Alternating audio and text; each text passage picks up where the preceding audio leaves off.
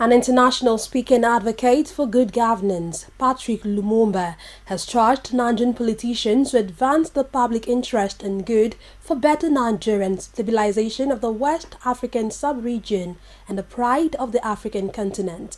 Addressing Nigerians via a teleconference technology, Lumumba says the challenge of the African continent can be corrected if Nigeria takes its leadership role in the continent. Our correspondent, Osareti Osadebanwe, reports.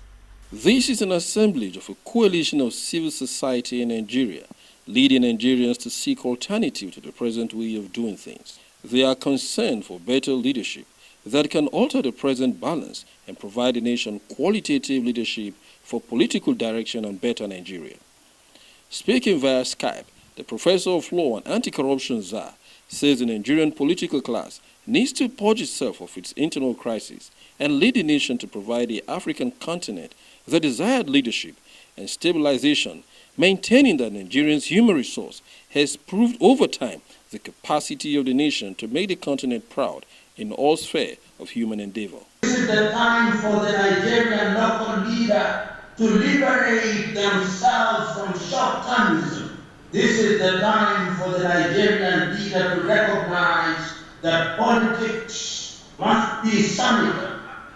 Because when politics is sanitary, then the entire society is sanitary. Lumumba says the ideology of the book by the late Professor Chinua Achebe, entitled The Problem with Nigeria, is still living in the political sphere, a development that should be diminished over time by good leadership, especially with Nigerians' performance in the continent and other global outings so far. Not so long ago, when Liberia was in the throes of a civil war, and the Nigerian political leadership provided the leadership to ECOWAS, and today we can talk about a stable or a stabilizing Liberia. I remember there was a time when there was instability in Sierra Leone, and I remember that the Nigerian leaders came out and said, not in our neighborhood. And we can recognize some sanity has been restored to Uganda. I remember not so long ago in the Gambia, when the leader said with one side of the mouth that he had lost the election, and with the other side of the mouth that he had not lost the election.